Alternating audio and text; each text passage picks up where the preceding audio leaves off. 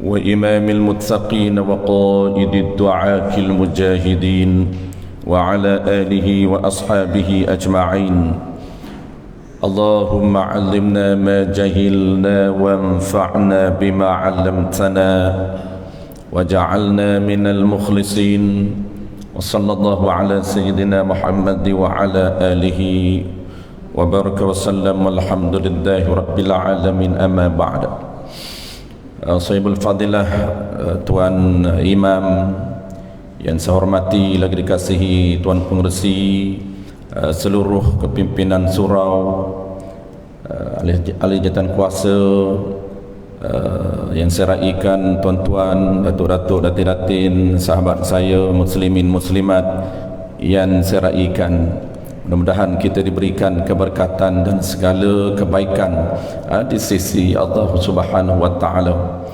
Alhamdulillah, pertama sekali tuan-puan, marilah sama-sama kita menyatakan setinggi-tinggi kesyukuran kehadrat Allah Subhanahu wa taala kerana dengan limpah dan kurniaannya kita diberi kesempatan, peluang, kesihatan yang baik dan kekuatan oleh Allah Subhanahu wa taala untuk kita bertemu pada pagi ini dalam majlis yang penuh dengan keberkatan dan panggil bersama-sama dengan orang-orang yang soleh, dan juga di tempat yang berkat dan di waktu yang mustajab.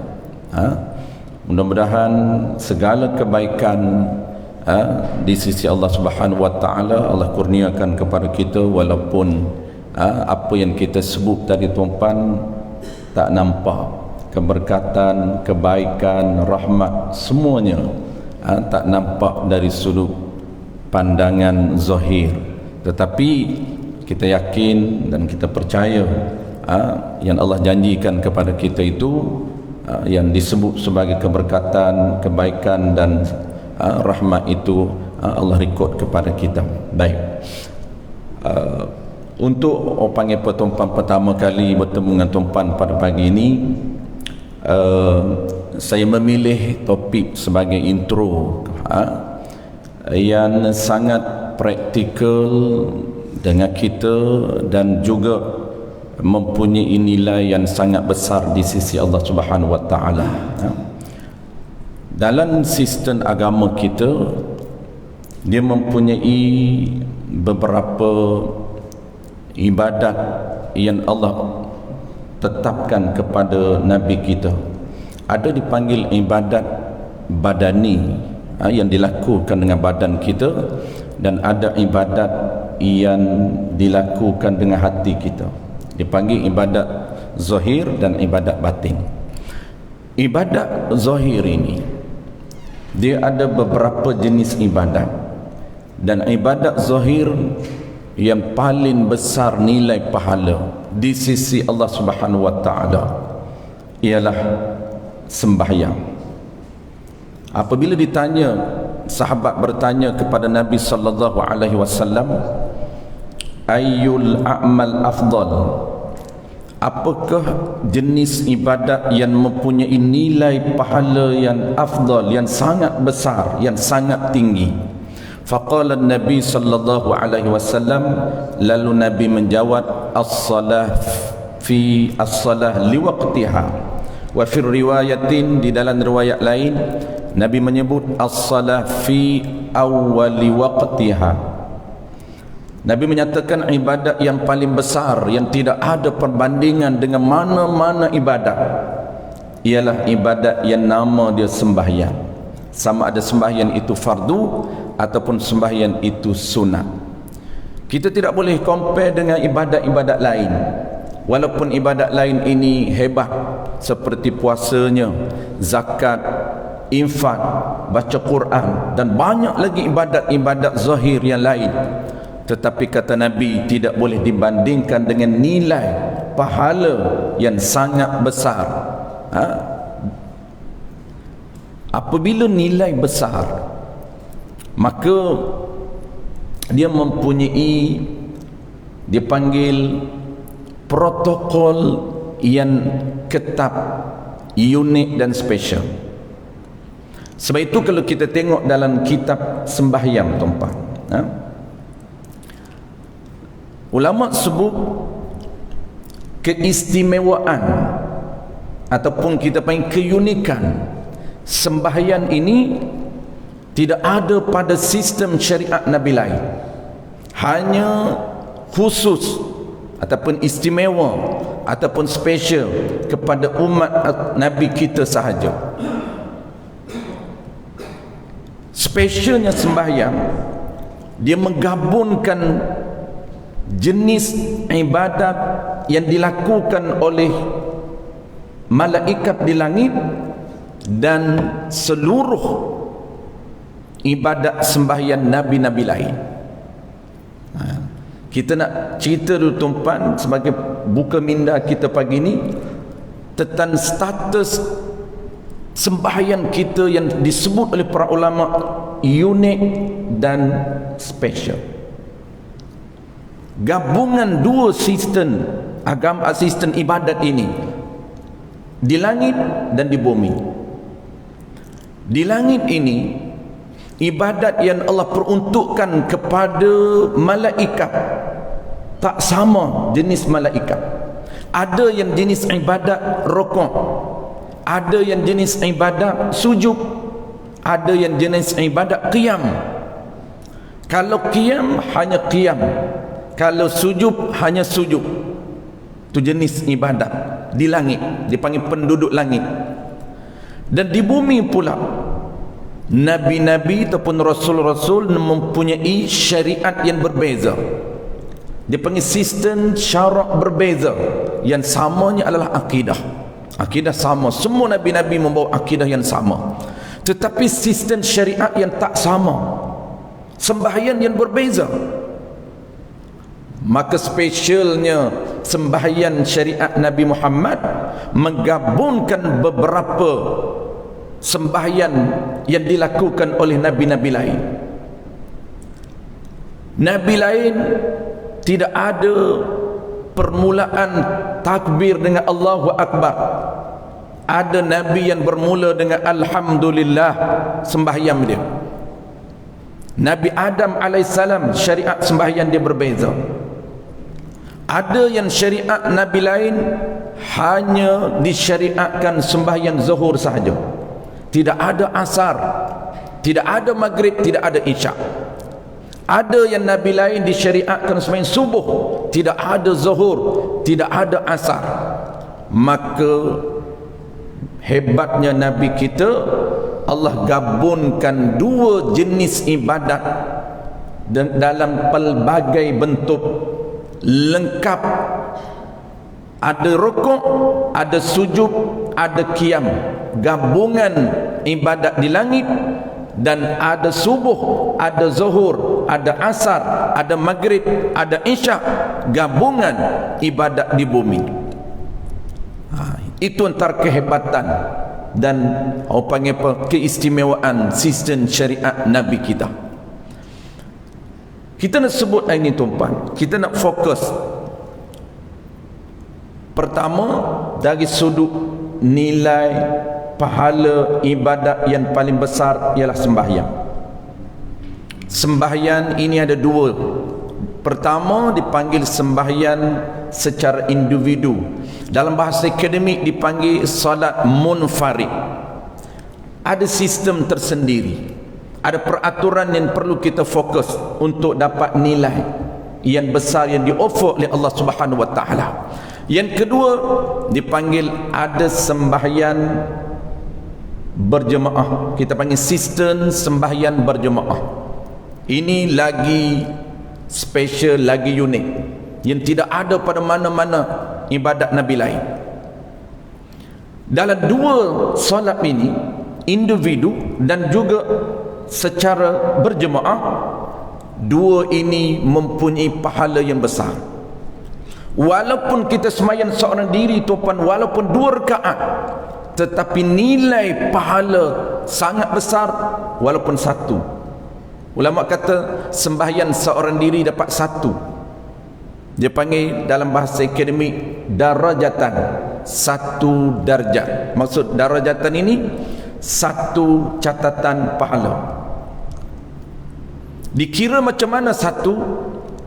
Dikira setiap perbuatan itu akan direkodkan bayaran pahala satu. Kalau kita sembahyang seorang diri, qiyam satu, rokok satu, iktidal satu, sujud satu, setiap perbuatan yang kita lakukan akan direkodkan pahala. Walaupun satu, tapi nilai pahala yang besar. Ada satu lagi, sembahyang jemaah. Sembahyang jemaah ini nilai yang sangat besar yang tidak ada pada mana-mana Nabi lain. 27. Kita panggil ratio dia 1:27. Ini sangat besar. Sekali kita salat 27 rekod ataupun catatan pahala. Dia panggil, ada yang riwayat 25 darajatan, ada yang kata 27 darajatan. Maksudnya 27 darjat, iaitu 27 nilai pahala. Baik, ulama sebut di dalam kitab I'anatul Talibin, syarah bagi kitab Fathul Mu'in, bagaimana cara pembayaran pahala. Ini sebelum kita nak fokus kepada cara untuk kita dapat nilai pahala.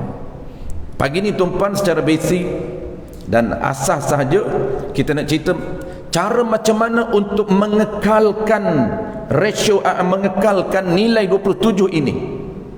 Kalau kalau seorang satu, kalau jemaah 27, dia ada cara. Sebab itu kita kena ada target yang jelas, dan kita kena tahu bagaimana cara untuk dapat. Dia ada proses yang mesti kita follow. Ulama sebut di dalam kitab Fathul Mu'in ataupun I'anatul Talibin, Syekh Bakri Syattah, dia kata, oleh kerana nilai yang sangat besar, kita solat seorang diri satu secara jemaah 27. Apa makna 27? Seperti 27 kali solat. Subuh tadi tuan-tuan, kalau kita solat seorang diri satu, kita solat berjemaah seperti 27 kali solat. Kalaulah kita nak solat 27 kali, bukan senang. Tarawih 20 pun tak larat tuan-tuan. 20 tak larat. Kita akan pilih imam buat 8 je. Itu 8 rakaat. Dan kalau subuh tadi 27 kali sembahyang subuh, 2 kali 27, 27 kali solat. Kalau 4 rakaat, jenis 4 rakaat, 27 kali solat. 4 rakaat darat 27. Ratio sangat besar. Maka kata Iman Bakri Syattah, sudah tentunya peraturan yang Allah tetapkan bertambah berbanding dengan sembahyang seorang diri. Untuk dapat 27, ada peraturan yang perlu kita jaga, yang perlu kita tahu macam mana untuk mengekalkan, untuk dapat dan mengekalkan 27. Bukan senang, bukan main hantam je, bukan. Dia ada cara, ataupun dalam bahasa akademik dipanggil protokol yang mesti kita follow, dan protokol syariat Nabi kita sangat ketat kerana nilai dia tinggi dan besar yang tidak ada pada Nabi lain. Nabi lain tidak ada sembahyang, sistem sembahyang berjemaah. Dia sembahyang seorang diri. Kita ada sembahyang seorang diri, ada sembahyang berjemaah, dan nilai pahala umat Nabi Muhammad lebih besar. Kenapa? Ulama kata kerana umur umat Nabi Muhammad pendek berbanding dengan Nabi lain, dia panjang usia mereka. Baik, pagi ni tuan-tuan, kita nak fokus cara yang perlu kita jaga, peraturan tambahan yang perlu kita jaga untuk mendapatkan 27 pahala. Kalau kita termiss peraturan asas ini tuan-tuan, dia kesam dia apa? Kesam dia burn pahala 27, dia hanya kekal satu. Kekal satu, okey lagilah satu pun. Jangan burn solat, batal solat. Dia ada istilah batal solat, dia ada istilah hilang batal fadilah. Batal fadilah maksudnya kelebihan 27 itu tidak ada, tetapi solat dia okey. Baik, peraturan dia banyak tuan-puan. Saya nak sebut satu je ini. Peraturan follow imam dia panggil. Peraturan follow imam, dan juga peraturan yang perlu kita jaga untuk mengekalkan 27. Peraturan follow satu, dan cara untuk kita dapat 27. Baik, 13 disebut dalam kebanyakan kitab. Ada 12, ada 13, ada 9. Ini biasa, angka ini biasa, tetapi dia punya poin lebih kurang sama. Saya nak sebut satu. Kita nak bincang ini tuan-puan, isu macam mana cara kita follow yang terbaik untuk mengekalkan 27. Dan kita nak fokus isu pergerakan. Isu pergerakan. Baik, sebelum kita nak sebut tuan-puan, di awal tadi kita sebut bagaimana cara pembayaran pahala yang dilakukan oleh Allah Ta'ala, disebut oleh Iman Bakri Syatta. Cara pembayaran pahala 27. Iman Bakri Syatta sebut 27 itu bukan dibayar sekaligus, bukan. Dia tak bayar sekaligus. 27 bukan. 27 itu dibayar mengikut perbuatan kita. Bermula qiyam, rokok, i'tidal, sujud, duduk antara dua sujud, sampai akhir.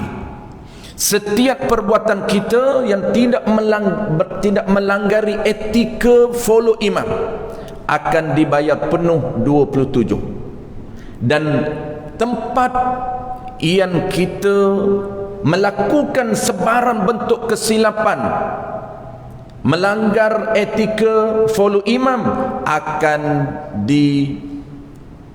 dihapuskan kelebihan 27. Hanya tinggal satu. Itu cara dia. Imam Bakri Syatta sebut macam mana?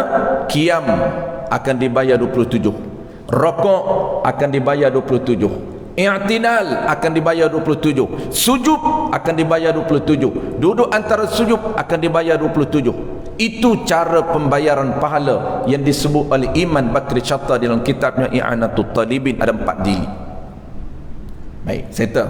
Itu dari sudut jelas target kita tuan-puan bukan sekadar buat, tetapi buat sebaik mungkin dengan mengekalkan ataupun menjaga kualiti sembahyang untuk mencapai tawaran Allah Subhanahu wa taala yang sangat tinggi.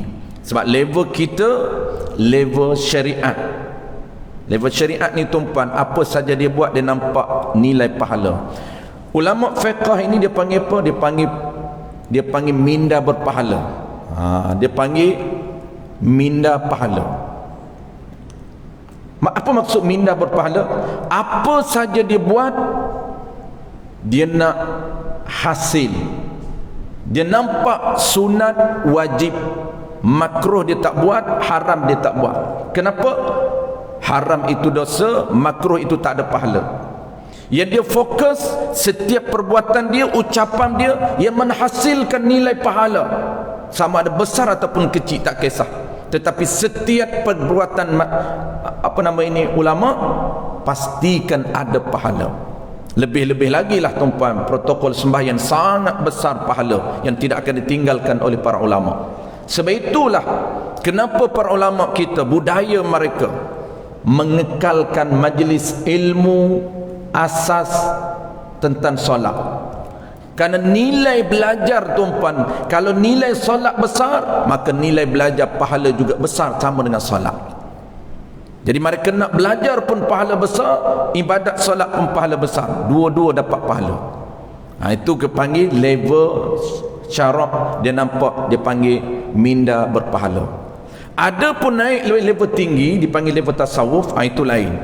Level tasawuf dia tak nampak nilai pahala. Dia buat apa pun ibadat, dia hanya nampak untuk keredaan Allah Ta'ala. Itu level lain. Kita jangan skip. Dia tak boleh buat-buat. Skip, saya sembahyang macam mana pun tak apa. Janji untuk dapat keredaan Allah Ta'ala. Itu level lain. Walaupun level dia tak nampak pahala, tetapi ibadat mereka sangat smart. Bukan ibadat yang cincai, hantam, main sembrono je buat. Bukan. Ibadat mereka smart. Memang follow sistem syarak. Modul ada, sistem syarak follow. Sebab tu kena ada modul. Kerana modul itulah untuk sebagai mengesahkan bahawa ilmu, amalan kita mengikut ilmu. Dan ilmu itu absah. Kenapa? Kerana modul yang absah. Baik, settle tuan-tuan. Yang kita nak sebut pagi ni, nilai pahala, iaitu macam mana cara untuk mendapat dan mengekalkan pahala. Di dalam protokol sistem berjemaah ini tuan-tuan, yang kita kena tekankan dalam banyak-banyak peraturan itu tuan-tuan, kita ambil yang paling induk, yang sangat praktikal. Apa dia? Iaitu cara kita nak follow. Ini paling penting. Macam mana sebenarnya kita nak follow imam ini? Bila kita nak mula gerak? Ini kita kena tahu. Bila kita nak mula gerak? Bila kita nak mula akad takbir? Bila kita nak mula rokok? Bila kita nak mula i'tidal? Itu sangat basic diambil kira. Kerana di dalam peraturan, Nabi tidak membenarkan makmum melakukan perbuatan yang clash dengan iman. Tak boleh clash dengan iman. Hari ini kita nak tengok dari sudut pandangan syarak yang disebut oleh Nabi, imam dan makmum clash dari sudut perbuatan. Nabi sebut innama ju'ilal imam liyutamma bih ay liyuqtada bih fala takhtalifu alaih. Sesungguhnya aku jadikan imam untuk di follow. Oleh kerana ada bro Akhiru, jadi saya guna follow lah. Kawan saya ni, kita nak kena tahu fala takhtalifu alaih. Nabi kata jangan kamu menyalahi, jangan kamu menyalahi dengan imam. Ini yang kita nak fokus. Kenapa Nabi sebut tak boleh menyalahi? Kesan impak yang sangat besar. Apa dia kesan dia? Hilang 27. Sebab itu fala takhtalifu alaih, jangan kamu menyalahi dengan imam. Apa maksud menyalahi? Yang memberi kesan hilang 27. Rugi tuan-tuan, hilang 27. Datang nak solat semata-mata bukan saja nak jumpa kawan, tapi untuk dapat nilai pahala yang besar yang Allah offer kepada kita, tiba-tiba tak dapat. Macam sembahyang seorang diri di rumah. Rugi. Nabi sebut fala takhtalifu alaih, jangan kamu menyalahi daripada imam. 3. Menyalahi daripada imam ini Nabi sebut ada 3 jenis perbuatan kita yang disebut oleh Nabi menyalahi daripada imam. Yang pertama, cross iman, apa nama ni, potong iman. Imam tak rokok, dia rokok. Ini jarang berlaku.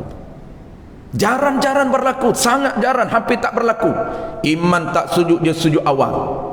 Jarang, hampir jarang berlaku. Yang kedua, kita nak fokus yang kedua. Yang kedua, delay, lambat daripada imam. Lambat ini banyak isu tuan-tuan. Ada lambat sedikit, ada lambat yang banyak. Ada perkiraan dari sudut sistem syarak. Lambat setengah rukun, lambat 1 rukun, lambat 2 rukun, ada penilaian dia. Dan ada kesan langsung. Dan yang ketiga tuan-tuan, serentak. Ketiga-tiga ini tidak dibenarkan oleh Nabi. Fala takhtalifu alaih, jangan kamu cepat daripada imam, jangan kamu lambat daripada imam, jangan kamu serentak dengan imam. Ketiga-tiga ini ada kesan haram, makruh. Nabi pun sebut macam mana sebenarnya nak follow supaya tidak berlaku tiga benda tadi. Tidak cepat, tidak lambat, tidak serentak. Nabi kata wa iza kabbara fakabbiru wa iza raka'a farka'u wa iza sajada fasjadu. Ini Nabi ya, jelaskan bagaimana cara sebenar supaya tidak dinamakan delay, tidak dinamakan serentak.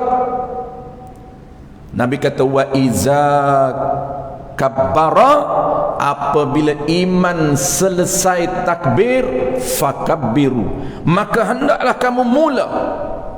Jangan lambat dan jangan cepat, jangan serentak. Tu payah tuan-tuan. Kita nak kena tahu. Hari ini saya nak fokus satu je tuan-tuan, serentak. Delay ni memang ada orang buat, tapi kita nak fokus serentak. Ada delay yang 2-3 saat, tu dia panggil delay setengah rukum. Ada delay yang 1 rukum, itu biar dulu. Kita nak sebut pagi ni serentak yang memberi kesan kepada nilai pahala 27 yang kita target. Ini kita panggil proses untuk kita dapat target 27. Ibadat yang mesti ada target, mesti tahu macam mana untuk dapat target. Apa proses yang kita perlu follow untuk pastikan dapat target. Ini kata Nabi, orang yang genius disebut dalam kitab Penawar Bagi Hati bagi Imam Ghazali dalam kitab Arba'in fi Usuluddin. Dia menyatakan orang yang genius sebenarnya orang yang ada wawasan. Apa wawasan dia? Wawasan selepas mati pun dia ada. Perancangan selepas mati dia ada. Apa dia? Nabi sebut orang yang melakukan ibadat yang target jelas menghasilkan pahala. Sebab itulah bekal yang kekal. Apapun ibadat kita tumpan, apapun profession kita, pastikan ada nilai pahala. Baik, yang kita nak sebut hari ini, 3 ini Nabi sebut. Satu je saya nak jelaskan tumpan, iaitu isu serentak. Tak boleh serentak. Delay biar dulu, serentak pun tak boleh. Jangan kata delay. Macam mana serentak? Tuan-puan nak tahu serentak? Nabi dah sebut. Nabi kata wa iza kabbara fakabbiru. Apabila iman selesai takbir. Bila iman selesai takbir? Bar. Allahu Akbar. Bil bar iman, kita pun Allahu Akbar. Wa idza raka'a farka'u. Apabila iman selesai rokok, kita mula rokok, mula bergerak. Jangan bergerak sebelum iman selesai. Ini yang kita nak fokus tuan-tuan. Nampak simple, nampak macam teknikal, tetapi dia sebenarnya bukan teknikal. Dia merupakan fundamental di dalam sistem syarak. Walaupun nampak macam biasa je lah, sikit je tu, nampak macam serentak. Tak, walaupun sikit kesan dia besar. Baik, paling mudah tuan-tuan, saya nak bagi contoh serentak ini. Wa iza sajada, wa iza sajada fasjadu. Apabila iman selesai sujud, fasjadu, maka hendaklah kamu mula bergerak turun sujud. Jangan bergerak awal sebelum iman selesai sujud. Kalau bergerak awal sebelum iman selesai sujud, dinamakan serentak menurut syarak, walaupun kita tak nampak macam serentak.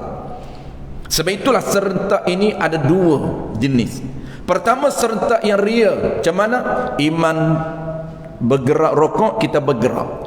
Iman mula bergerak turun, kita pun turun. Dipanggil serentak sekali. Itu serentak pertama. Serentak yang kedua ini disebut dalam kitab Fathul Mu'in Syekh Zainuddin Al-Malibari. Nama serentak juga. Apa dia?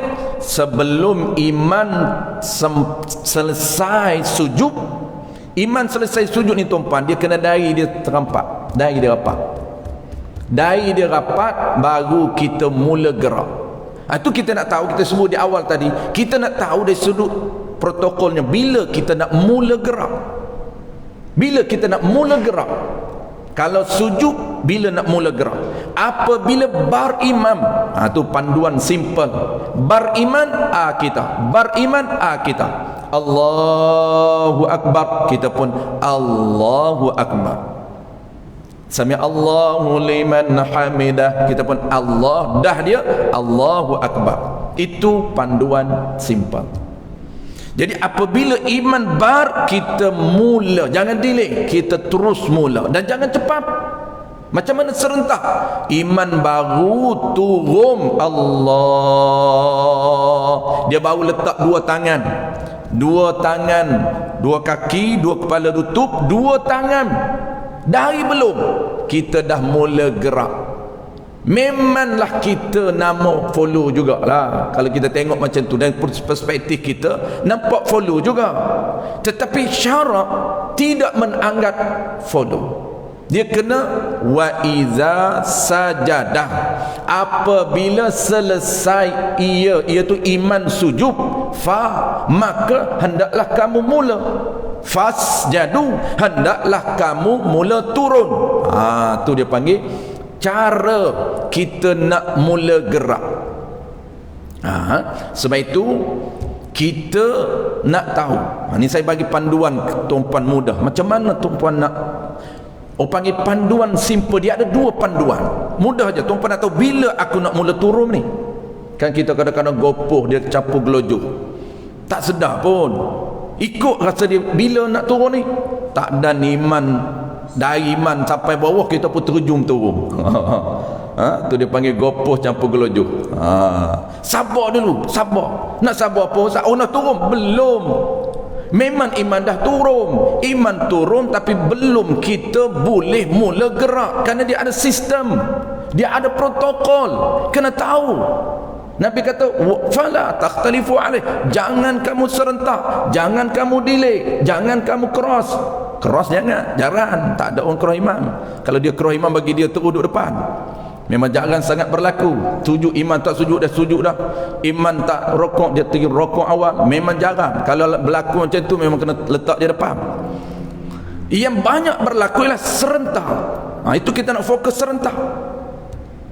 Serentak ini memanglah tuan-puan, dari sudut, saya nak jelas ni dari sudut umum je. Kalau detail memanglah ada perbahasan para ulama. Ada ulama kata serentak yang kedua itu hanya pengurangan pahala, bukan pelupusan pahala. Tetapi kita nak ambil qaul yang agak ketat, bukan pengurangan, pelupusan. Dilupuskan pahala 27 pada tempat itu. Bukan 27 semua, bukan. Pada rukuk sahaja. I'tidal cantik, sami Allahu liman hamidah, dah iman dia pun baru naik. Sujud berlaku pelanggaran etika, maka dihapuskan pahala 27. Di mana? Pada sujud sahaja. Tempat yang dia clash dengan imam. Adapun tempat yang lain dia buat cantik, smart, okey, kekal 27. Tempat yang makruh, itu makruh nama dia tuan. Nama hukum dia makruh. Kalau clash dengan iman makruh, cross dengan iman makruh, delay dengan iman makruh. Ketiga-tiga itu hukum dia adalah makruh. Cuma cross itu saja hukum dia haram. Batu dia jangan berlaku. Hukum dia besar, impak dia itu haram. Baik. Saya bagi gambar panduan simple kepada tuan-puan. Macam mana panduan kita nak mula gerak? Dia ada dua panduan. Kita dah tahu. Kita ambil contoh tadi, satu contoh je, iaitu sujud. Contoh lain jangan berlaku. Rokok ni pun jangan. Sujud banyak berlaku. Sujud dengan bangkit, sujud terakhir itu, sujud nak bangkit ke rakaat. Itu banyak berlaku serentak. Nak sujud pertama tu daripada qiyam, Allahu Akbar. Itu banyak berlaku serentak. Kemudian imam sujud nak naik ke rakaat. Itu kadang-kadang imam belum berdiri betul, kita dah gerak naik. Itu pun makruh. Itu pun dinamakan serentak.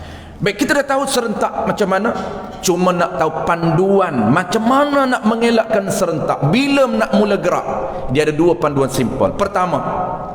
Pertama, bagi orang yang duduk di depan imam, dia boleh menggunakan panduan melihat. Melihat imam. Iman rokok sempurna ada lagi. Sempurna iman rokok, iaitu kedudukan iman ni, tubuh dia ini 180 darjah. Cantik dah. Kita pun turun rokok. Kita nampak sebab kita duduk belakang iman. Iman sujud rapap dari dia, kita pun mula gerak. Selagi belum dari dia mencecah ke sejadah, jangan gerak. Gerak makruh. Itu panduan pertama. Panduan kedua, dia ada dua je panduan. Panduan kedua, kita mendengar takbir intiqal. Takbir intiqal iman, Allahu Akbar, Sami Allahu liman hamidah. Takbir intiqal ini bagi mereka yang tak nampak iman. Muslimat di belakang tak nampak iman, muslimin di sah yang belakang tak nampak imam, maka dia kena tengok, dia kena dengar, bukan tengok. Dengar apa? Dengan panduan takbir intiqal. Macam mana nak tahu? Bar. Apabila bar sahaja imam, maka dia pun Contoh sujud, Allahu Akbar, kita pun Allahu Akbar. Lagi belum dia bar, jangan kita Sebab itulah di sini tuan-tuan, iman memainkan peranan penting. Iman mesti betul dia punya tata cara menyebut takbir intiqal yang matching dengan gerak dia. Kalau iman ada kesilapan teknikal di sini, menyebabkan makmum terabur. Ini penting. Imam dia kena tahu handle macam mana. Jangan kalau terabur takbir intiqal iman, kita di belakang juga terabur. Macam mana iman sepatutnya? Dan kita sama tuan-tuan, kita sama juga. Kalau kita sebagai seorang diri pun sama takbir kita.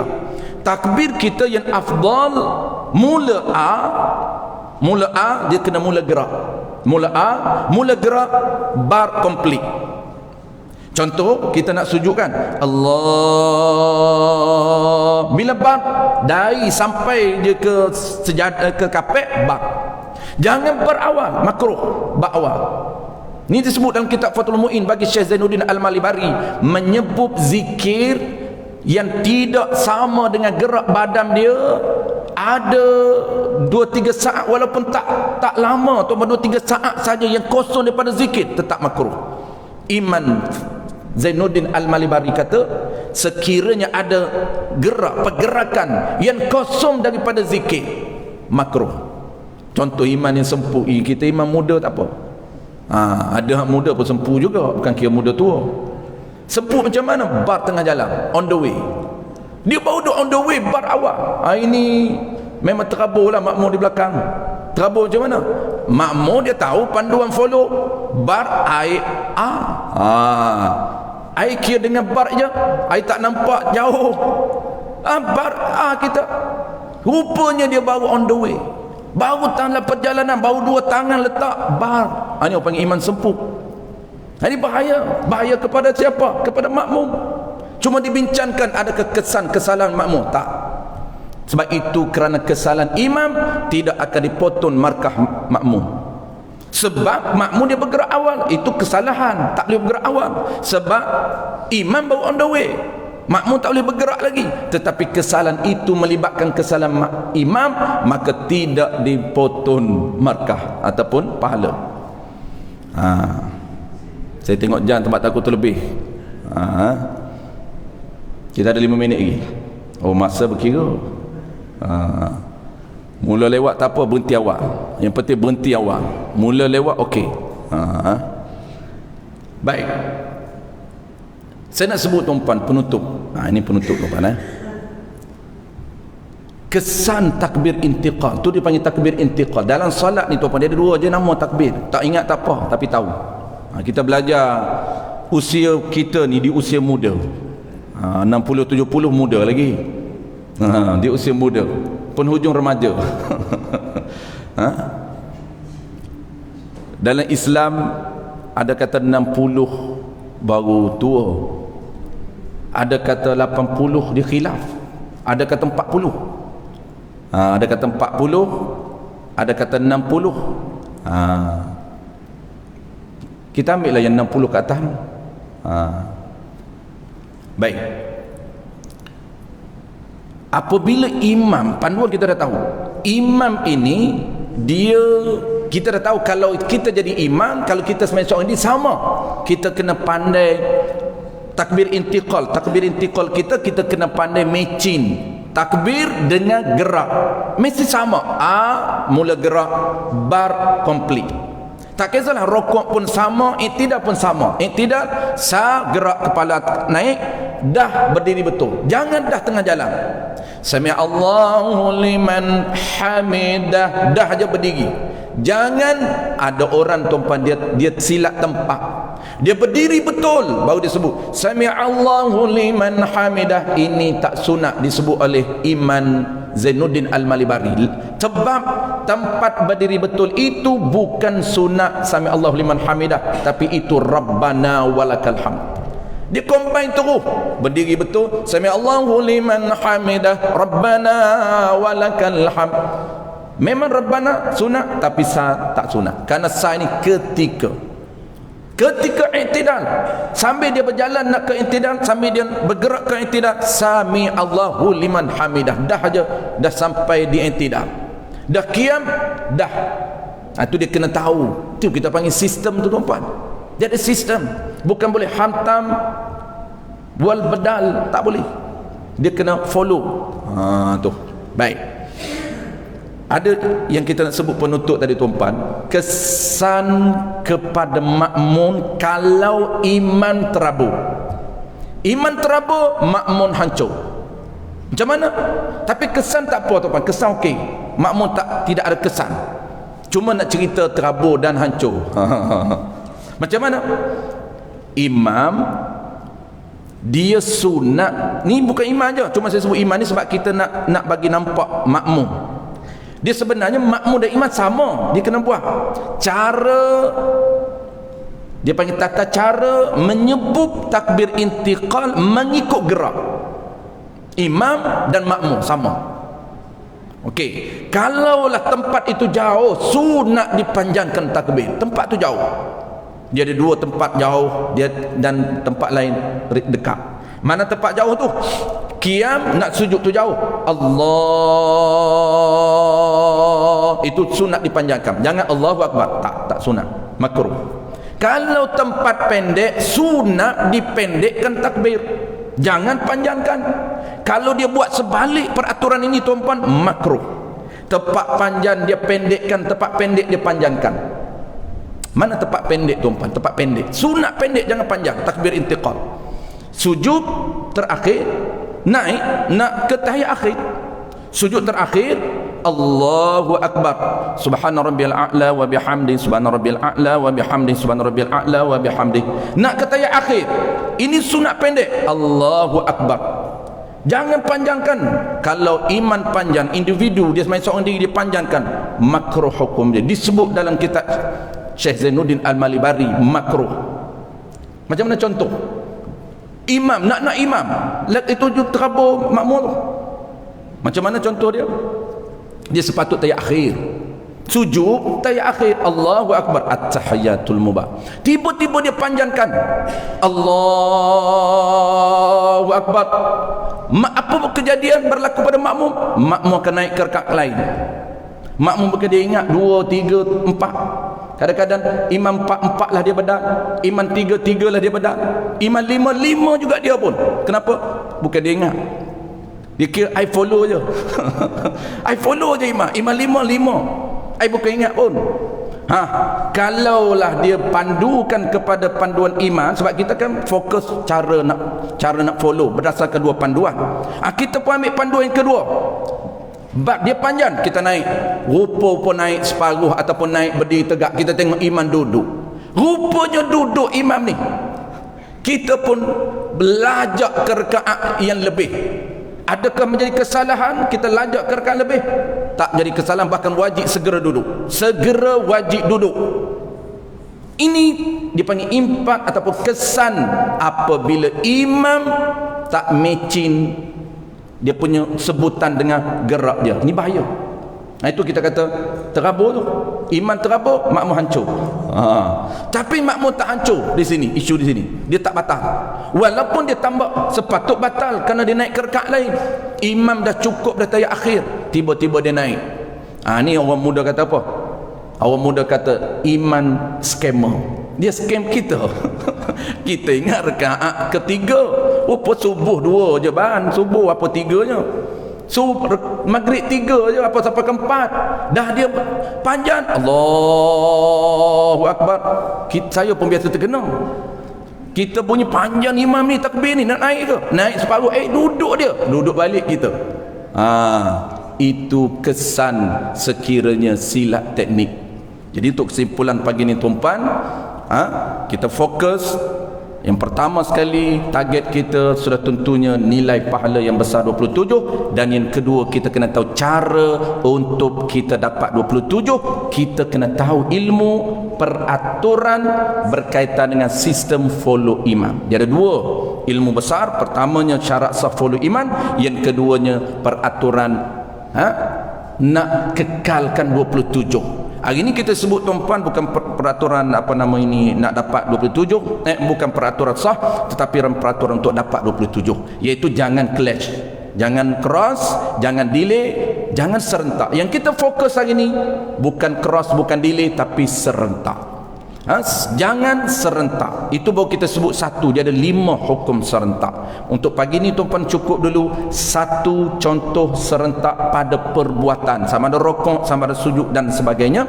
Tapi ada banyak lagi. Dia ada 4 lagi serentak dengan iman. Ia memberi 4 secara langsung, iaitu pelupusan pahala 27. Terima kasih banyak tuan-puan, dan moga-moga kita diberikan benefit ataupun manfaat untuk pagi ini, walaupun kita santai-santai. Allah berikan ilmu walaupun sedikit, dan mudah-mudahan ilmu itu boleh improve kita punya kualiti sembahyang kita, dan moga-moga Allah berikan kekuatan. Jadi ilmu itu satu hal, yang kekuatan untuk kita guna ilmu itu ketika di lapangan, itu paling penting. Wallahu a'lam. Ya, boleh, sepatut dan sewajarnya boleh tanya. Kena tanya. Dia ada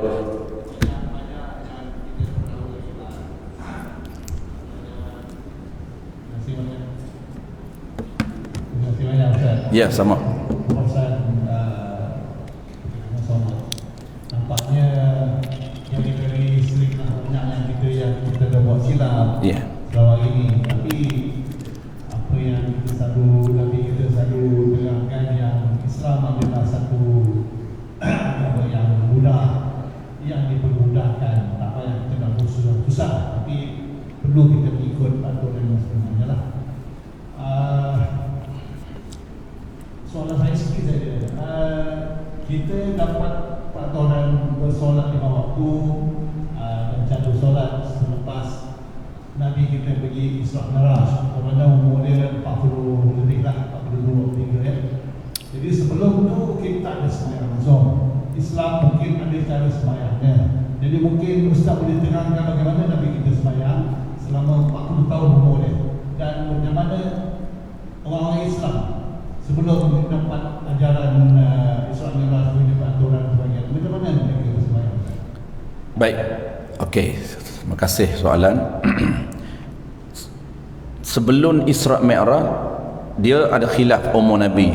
Ada qaul mengatakan 50, ada qaul mengatakan 51, ada qaul mengatakan 48. Tak apalah, khilaf angka kita tak menjadi isu. Jadi sebelum Nabi Isra dan Mi'raj, Nabi ditabalkan menjadi Rasul 40.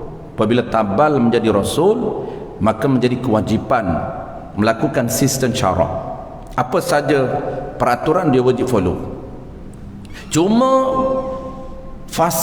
ada fasal solat ketika mana peraturan solat itu bermula ketika mana Nabi Isra ataupun Mi'raj usia 50. Baik, 40 ke 50 tu 10 tahun Nabi tak solat.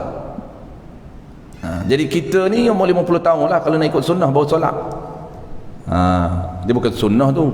Baik, jadi solat 10 tahun tu Nabi ada solat ataupun tidak. Kalau Nabi tak solat tak menjadi kesalahan sebab belum turun dan sahabat belum solat. Adakah menjadi kesalahan? Tak menjadi kesalahan sebab belum ada peraturan solat. Kita tak bukan nak fokus isu salah ataupun tidak tak salah, bukan. Itu sudah tentunya tak menjadi kesalahan kerana peraturan solat belum diturunkan. Yang kita duk follow hari ini belum ada lagi. Isunya Al-Fadhil kita tanya, apa solat yang diamalkan oleh sahabat dan Nabi dalam tempoh 10 tahun sebelum turun solat? Qaul yang muktamad, dia ada khilaf lah, ini standard lah dalam panggil apa, dalam perbincangan ilmiah. Cuma qaul yang kuat mengatakan Nabi melakukan ibadat mengikut Nabi sebelumnya. Ini Nabi Ibrahim, dia ikut cara Nabi Ibrahim, bukan solat cara kita lagi, belum. Solat yang jenis Zuhur, subuh belum, tapi dia mengikut ibadat Nabi Ibrahim. Seperti dia pergi ibadat di Gua Hira, semua itu ikut ibadat Nabi Ibrahim. Okey, satu.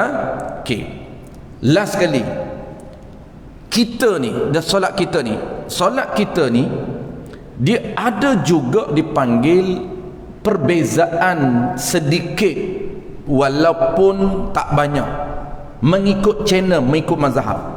4 mazhab dia berbeza. Yang saya cerita tadi mazhab Syafi'i, dan mazhab Syafi'i pun tuan-puan ada beza. Itu yang Nabi kata, Islam itu mudah, khilaf itu rahmat. Khilaf itu kebaikan, rahmat ni kebaikan. Maksudnya ada choice untuk kita, tapi kita kena tahu. Kita nak ikut Maliki, kita kena tahu tata cara Maliki, tak salah. Kita ikut Hanafi, kena tahu tata cara Hanafi, tak salah. Ikut Hambali, kena tahu tata cara Hambali, tak salah. Mazhab Syafi'i, sebab tadi cerita tadi hanya satu channel, mazhab Syafi'i. Dan mazhab Syafi'i pun ada perselisihan. Yang saya cerita tadi yang terbaik. Dia orang jangan susah hati. Oh, apa aku duk buat ni trouble lah. Buat belum ni pun jadi dah. Cuma taklah orang panggil afdal. Jadi kita fokus hari ni nilai tambah, wallahu a'lam. Yang susah hati pula. Aku buat hari ni tak banyak, tak betul, dia kata. Jadi khilaf ni kita beritahu hari ni yang terbaik. Wallahu a'lam. Jadi soalan tu nampak gaya kena tutuplah lewat tu apa.